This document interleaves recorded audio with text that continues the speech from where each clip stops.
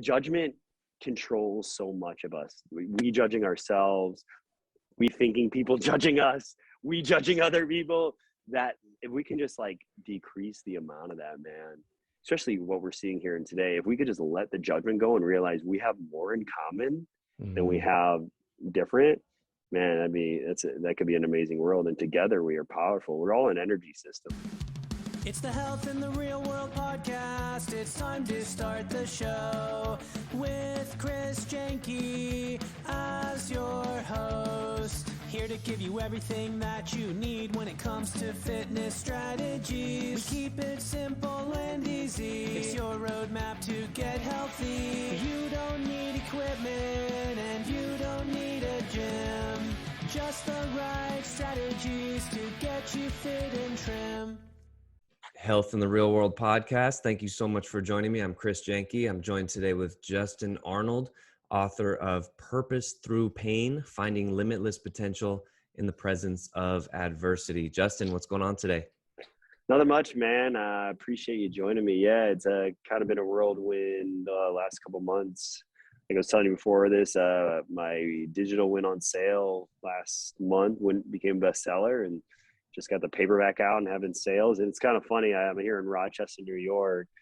And when you go look at, so if you sell anything on Amazon, for those that don't know, you have like a KDP account, and it was kind of cool looking on there and seeing like sales from other countries like India and Canada. And it's just people like, you know, that it just shows you can reach people with things like this and help people outside your area. So it's kind of cool to see that. And it's been a good feeling. Like, for example, I was at a tea bar. I'm a tea drinker. Everyone was like, you want to go for coffee? I was like, I want to go for tea. Nice. I was at a tea bar yesterday meeting with this pretty cool dude, prominent figure here in Rochester. He wanted to pick my brain about my book. And anyways, I love their tea. So I put it in my Instagram stories and they reshared it. I was like, we had no idea we had best-selling author Justin Arnold. I was like, it's just weird. Like, it's just a weird cool, sound. Man. But it's cool. Yeah. Well, that's a great, tag to add to the business card, to the resume, best-selling author. That's awesome. Congratulations. Yeah. Thanks, man. I know the KDP, anybody who's listening doesn't know, Kindle Direct Publishing. It's how you get onto Amazon. I've published a couple books, not a bestseller yet. I'll get there. But I thought it was really cool. I got an email from Amazon Japan, and it had like my royalties calculated in Japanese. And I'm like, what am I supposed to do with this? Like, I don't know. Yeah. You have no idea. So. But it was pretty cool that I sold at least one in Japan. So that was pretty awesome. Yeah. I just think it's cool because it's like, you know, these are people you may never see, but maybe you can positively affect or touch their lives. So absolutely. It's a cool feeling. Well, I want to talk about the book because you're a fitness trainer. You're also, what's your new title? Life coach? So life optimization coach. So basically I work with people who like the gym or using the gym, no matter what their goals are, and just to help look and feel their best by optimizing or working with them in the other 23 hours. So sleep, nutrition, mindset, all of it.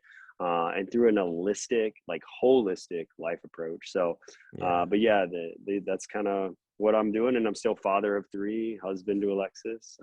Adventurer. That's awesome, man. I like the title. It's intriguing. Like I said, I bought a copy. I haven't read it yet, but Purpose Through Pain. I wanted to talk a little bit about this because before the episode, you're talking a little bit about how that trauma can affect everything. I mean, it can literally just like blanket everything. It can affect your relationships. It can affect your personal health. It can affect your finances.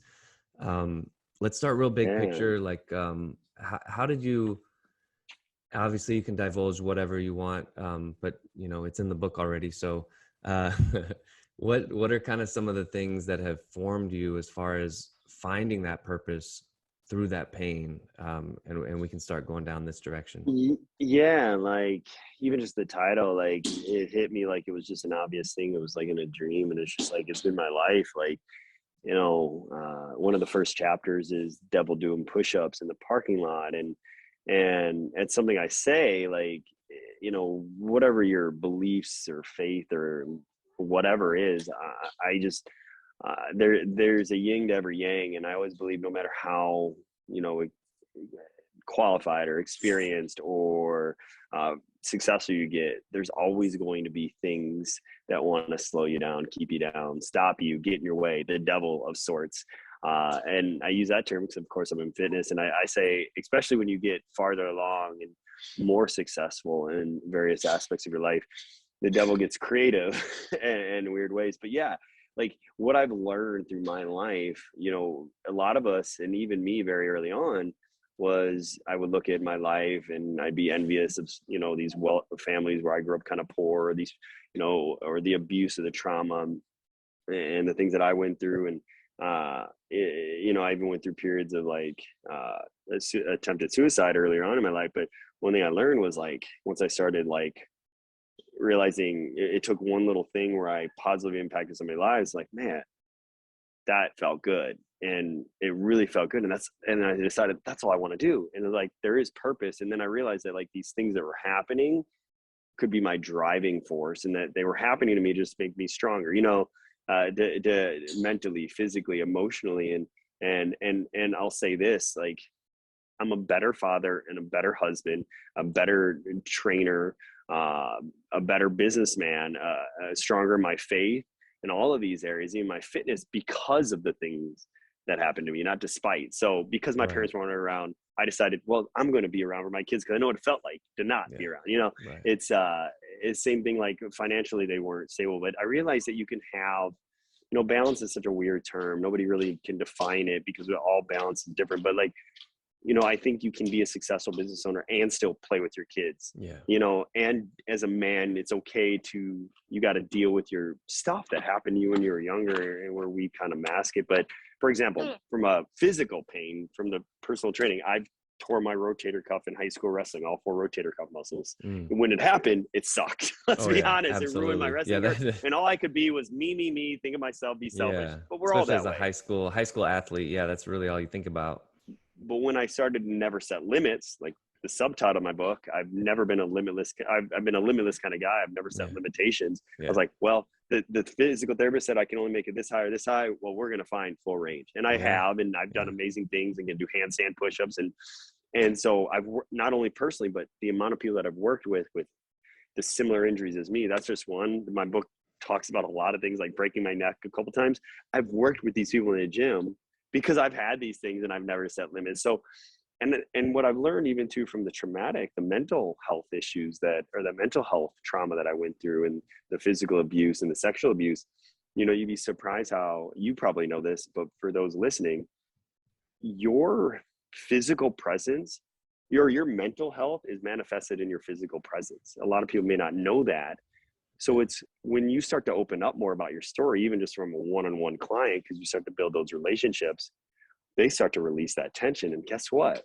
Their goals physically become progressively better, just because there was this mental thing that they just had tightened inside of them. So when they can relate to somebody that maybe gone so similar, and we're open about that. So again, another reason why that pain can drive a purpose. And that's why it's like, it went from me when somebody just told me, you know, about a little over a year ago, like a year and a half ago, you have to write a book. And I was very self-limiting that I could never do that because of my ADD or whatever, to a point that it was like, I have to write a book for those reasons that I mentioned. And now I'm already hearing people have been reading it this week because the digital became live, the paperback was mailed to people's houses, and people are already ripping through it and they can't put it down. And it's cool how like people are opening up. And I had a woman come into my gym the other day and give me the biggest, longest hug, and got emotional and just said, thank you. Wow. Thank you.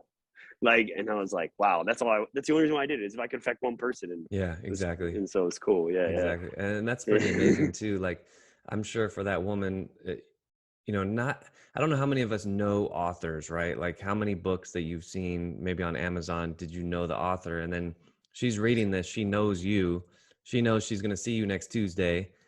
And that must be kind of a different feeling. You know, it's like you're speaking directly to that reader, whoever's reading or, you know, looking at that book at that time. And then for them to be able to see you and connect with you and share with you. And like you said, you met with that businessman at the tea shop who, you know, you may or may not have ever developed a relationship with until he heard your story, and then he's like, oh, I could open up now.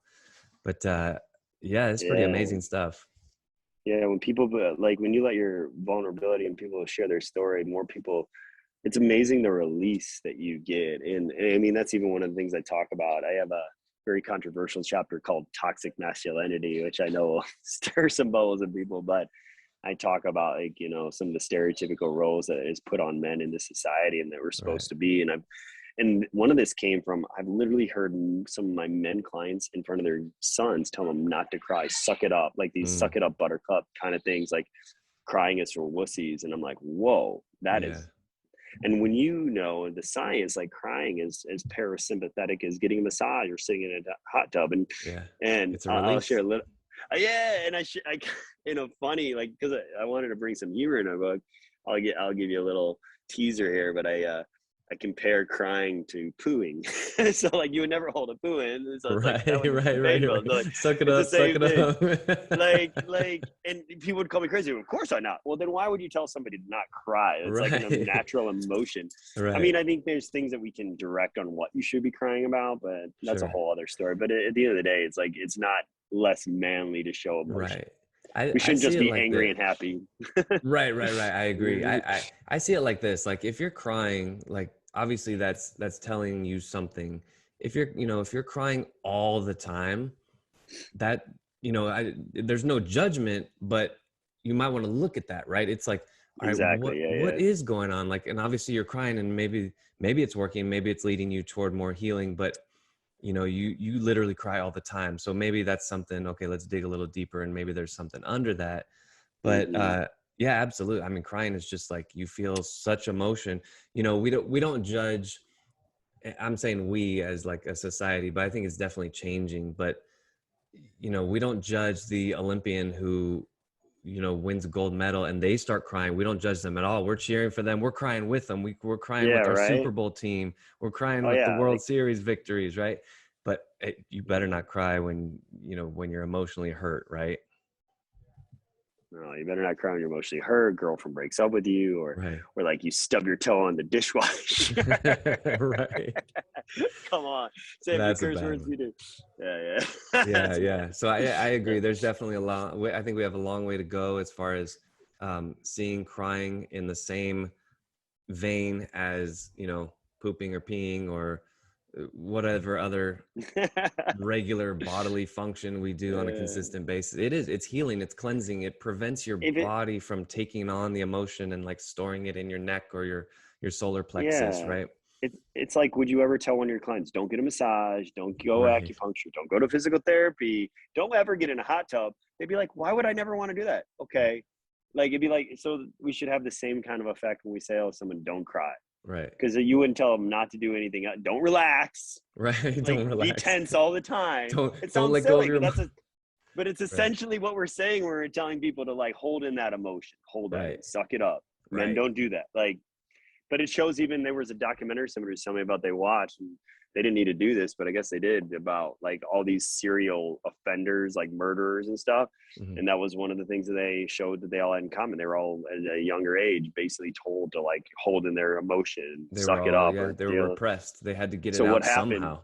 So when they got older, they just went on murdering and horrible sprees. And so that's what we're dealing with if we don't. I mean, that's the severity of it. Like, if we're not dealing with our stuff at a younger age. So, Right. and the one thing I'm finding for this is, like, the amount of men that have come out to me. Of course, women too, but man, men. You know, the statistics are 1 in 6 men apparently are sexually abused at a young age. Mm. But man, just from me, just even the idea of the book coming before people even started able to read it, I think the numbers are way higher, and we just don't talk about it. Yeah. And it's hurting more men in the future, because it affects the way we respond to our significant others. It affects the way we raise our children. It affects the way if we're a boss, the way we treat our employees. Yeah. Because especially if you've got your guard up, because that abuse is attached to your central nervous system. Like, we could put our guard up so we don't really let people fully into our lives, and we've always got our defenses up. Like, so we've got this tension built up from age 4, 5, 6, or 7 to that thing that happened to us, but we don't think about it consciously.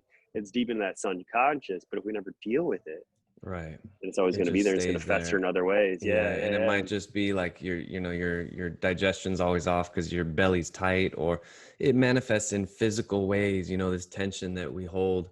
I love that you say that, Chris. It's so true. Like our gut Yeah, health can be correlated to something that happened to us 5, and people need to start understanding that. right. Yeah. Absolutely. Absolutely. It's I think it's crazy. real. What I find is really interesting. Like when I first got into fitness, I was young. I was like 11, 12. So this was like early 90s.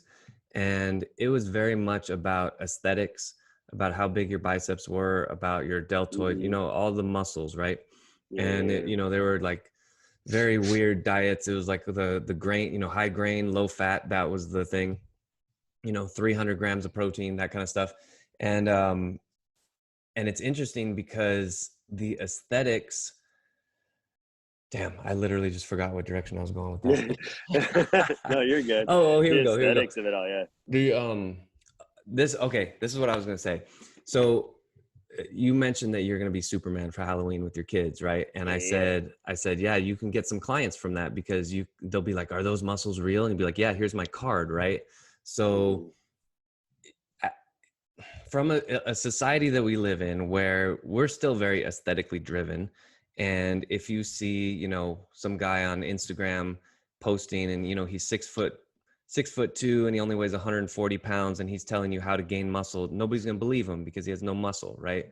And you as a fit, muscular, healthy man coming out and saying, look, you can deal with your trauma. I think again, as I'm very superficial, we're judging a book by its cover kind of thing, but I think people do, right? And if people can, oh, here's a real tough guy, he seems to have his act together, but he's crying, so that must make it okay. I think at some level we kind of go there because we're all looking for role models, right? We know the statistics. We know that 66% of Americans are overweight, adults, right? And so you and I are breaking the mold already. So for somebody to be like, look, look at me, I'm physically healthy, I'm married, I have 3 children, and I still am wounded. So I need to tell you this story.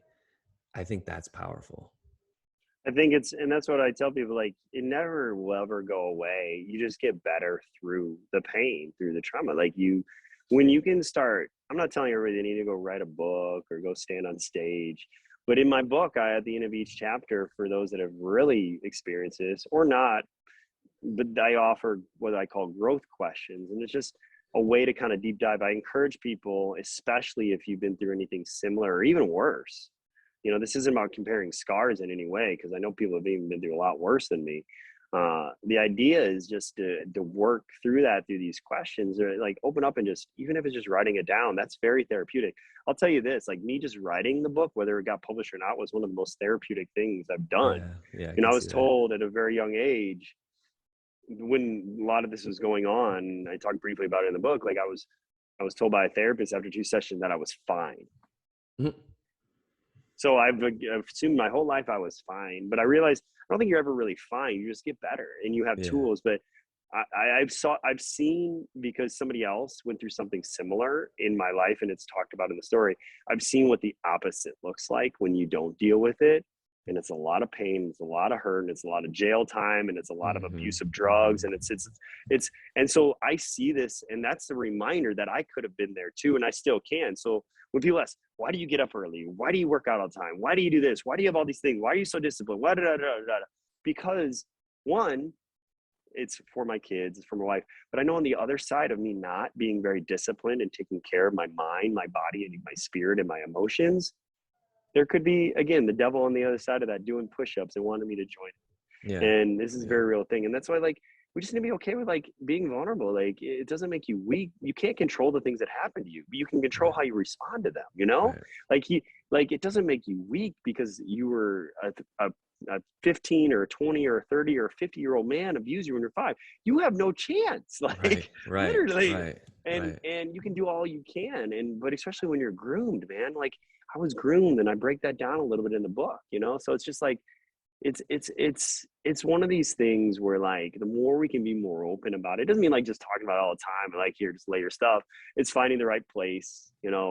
whether it's with a therapist, whether you have men's meeting, like something I would love to see evolve out of this, because I've already had some people reach out, like almost like small group discussions, like almost like AA meeting type stuff. Yeah, And yeah, yeah. and so that it can, what's said here stay here. We don't have to sit here and talk about it when we go to an Applebee's or whatever. But Yeah. but it's one of these things that, yeah, we have to be more open to that. This is just part of our life story. And you talked about earlier, judgment. I can't, I think why people are coming to me, because they know, man, he's been through something hard or similar or whatever. So he's not going to judge me, He's not going to because judge me. Yeah. he would judge himself. So it's like a judgment controls so much of us. We judging ourselves, we thinking people judging us, we judging other people. That if we can just like decrease the amount of that, man, especially what we're seeing here and today, if we could just let the judgment go and realize we have more in common than we have different, man, that could be an amazing world. And together we are powerful. We're all an energy system. So Yeah. I don't want to go down that rabbit hole, but yeah, I really hope this book helps people to kind of like realize that, that they're not just fine, and that there's hope, and that they need to, be comfortable with the point. If you can talk about like, hey, I was sexually abused when I was 4, even if just to a mirror, that's growth. Yeah. But you not even being able to say that, you need to realize there's some issues there. I can talk openly now in a book and on a podcast and on stage, and but I'm not going to say there's not some issues like where I'm cooking in the kitchen. And for those listening, probably can relate. Like there's instances where I'm cooking in the kitchen and all of a sudden, call PTSD, whatever, I'll have a flashback. It happens. Mm-hmm. Right. So you got it. So, but what I say is, like, as I start to work through it, as I've worked through it over the last, I'm 40 now, over the last like 20 some years of my life, it gets easier, and I can like push it away. I'm like, oh, go away. I'm chopping carrots, but earlier on, I would stop and it was just like fester. And I know people out there, most likely it's still festering when these things happen. So, it's okay. And I think one of the biggest things, if you're listening to this and you can relate, you matter. Like, I love you. Like, you matter. You were born on this planet for a reason. In my book, I say the chances of being born, if you Google it right now, is like 1 in 400 trillion or something. And but it's something close to that, like, because, everything had to be right. I started thinking about this a long time ago. So I Googled it one day. I was like, man, my parents and then my grandparents, everything had to go just right for me to be here. Right. And same thing for anybody listening to this right now. So you are unique and you're here for a reason. Yeah. And if you take the shackles off, can really live a limitless life and be successful with your family, with your finances, with your faith, and, with your fitness, with your health. But some of these things can also hold all those back if you don't start dealing with it. Yeah. I think that was great what you said about how, even if you just say it in the mirror, I was abused when I was 4. And I think what popped into my head when you said that was, you ever see Good Will Hunting, Matt Damon? Yes. Love that movie. Yeah. Is that one scene where Robin Williams says, it's not your fault. And he kept saying, he's like, I know. That's right. I didn't even think about it. I didn't steal it, by the way. I didn't steal it. No, but he kept saying, it's not your fault. It's not your fault. It's not your fault. It's not your fault. Like the blame, the guilt, the shame. It's like, dude, let it go. And it's easier said than done, of course. And then he just broke down. He started crying, right? And then that's that release. It's like, that's what his body needed, right? And he needed a man, because most likely a man most likely abused him, that loved him and trusted him, because that's one of the things I struggle with for the longest time. And it's still a thing I'm working on, is like male relationships for the longest time. Trust. I mean, paint this picture, all the people, other than maybe one, all the people from babysitters, family members that are supposed to, in our minds, love us, take care of us, protect us, really didn't do that. It was more ignore it, neglect it, abuse it, assault it, all these things. Blame me. Like the victim blaming is a legit thing for anybody that thinks, even if you're a man abused by another man, it's crazy. Like it's somehow my fault. Like, no, it's not. Like, let's not make jokes. Like, no, I didn't dress a certain way. I was 4 years old. I was 5 years old, but it's just one of these crazy things. And it's just, it's one of these things where like, yeah. Sorry, I lost my train of thought, but it's just. That's cool. Yeah. I it's funny, like this phenomenon, I don't know, I haven't really researched this much, but I have memories of, let's say like first grade. Like I remember my first grade schoolyard. and looking out and seeing all the kids, right? And like I'm looking through my own eyes at this memory, and I can remember interactions I had with other kids, right? And like even some, like I think I got in a fight when I was in like fourth grade or something. And so I remember this interaction, right?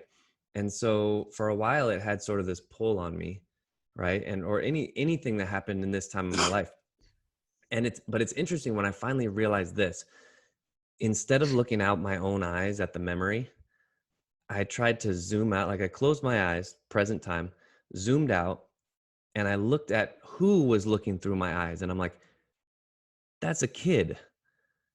That's a 7-year-old, like I'm looking through and seeing this memory as if I'm, as a 41-year-old, Yeah, seeing I've it. done that before. That's a 7-year-old. Like, okay, that kid is going to interpret it a certain way. So maybe I can, you're never going to forget the memory, like you say, but I hear a really great quote is that wisdom is the ability to have a memory, but there's no emotion attached to it. You can pull out the learning, but there's no emotional charge to it. And so that was really powerful for me. I literally took myself out of my body, looked at myself, and realized, oh, that's a little boy. He doesn't know what he's doing. He's still learning. And I think that's a really powerful thing to be No, able to I do. agree with you 100%. I agree with you. Like I've done stuff like that. I found like deep meditation in the woods when calming my mind. For people like me, I think there's a lot that can relate to this too. It's diagnosed as ADD or whatever, or bipolar in the extremes. But when it's not always the case that those are diagnosed, because I don't want everyone assuming, oh, if somebody has ADD or bipolar, they must have been abused. That's not what I'm saying. I'm just saying if you're abused, there's the likelihood that you could be diagnosed with these things. Mm-hmm. And for me, I realized it took me a while, and it was kind of just reading, reflecting, meditating, because I avoided therapists for years because, again, I was told I was fine. So what I realized was that, like, it was just looking, that that looking back at myself, and I would, in these deep meditations, I would calm my mind, but my mind was always so busy. It's like when you experience trauma like that, you find yourself, at least I find myself, staying busy, always doing something. Man, when phones came around, that was the devil. Like, it was easy to stay Well, you busy. could stay busy Um, 24/7, man. yeah, and that's what I'm saying. So when I finally started dealing with it, it's still a challenge from time to time, but I literally do mantras where you take some deep breaths, and I put some of the more basic ones I do in book, because I know some of this is going to be new to people.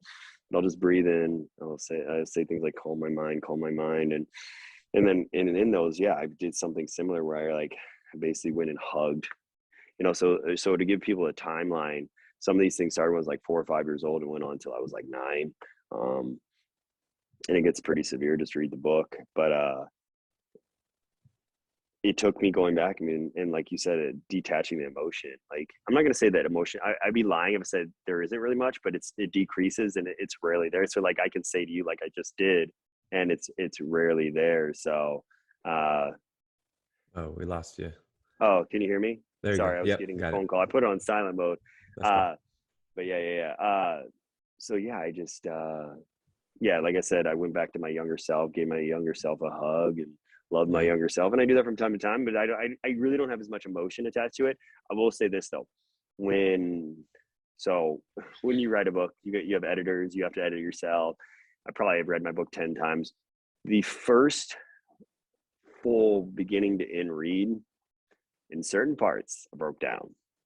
Yeah. But now I can read it and I don't have it. And it's like that, That's what you awesome. said. And that's why I encourage people to talk to a mirror, find a therapist. There's going to be layers and levels. There's no matter where you're at, there's always, until you're alive, you can always grow and you can always learn. So just remember that wherever you're at right now, doesn't mean you have to stay here. I mean, Right. especially we see this in the health, like people get to a certain point, whether it be graduating or something happens or something traumatic. And it's like, they just go here and it's like they're on a hamster wheel or a Right. treadmill or whatever. They Yeah. don't see it that way, but our subconscious, I read this in a book today, and I'm going to paraphrase it, but it's kind of like our conscious mind is like a grain of sand on where the subconscious mind is the entire beach. So many things operate from the subconscious mind. I always tell people, think of, you had to think every time you take a step, Right. or words come out of your mouth, or breathe even. We don't have to. Right. And so Right. some of these things that happen before the age of 7, they show is attached to your subconscious mind. So think about that. Some of the things that you act, you respond, your judgment, you do or you don't do, those food cravings, your gut health that you talk about, Yeah. that Yeah. could be attached to some of that.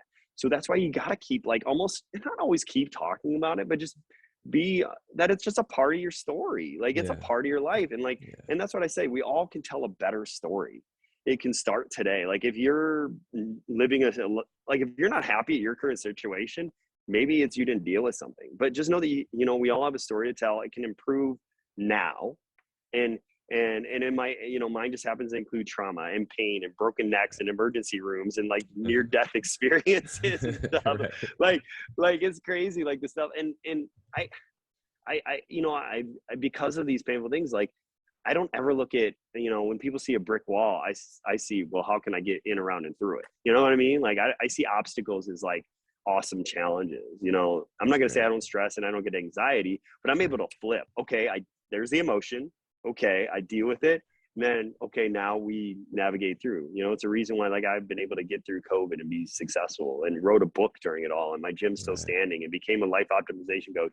And the coolest thing is I slowed down, calmed my mind more, and I found more productivity in that calmness, more time with my kids, because by calming all this down and meditating more, I was able to organize my thoughts a lot better. For somebody that might be listening, that might understand what a busy mind feels like, that thinks they have ADD and just decided, oh, well, I have ADD, so you just got to deal with me being this way. I used to be like that. And then I realized a lot of it was because of when I was younger. And it's still a process.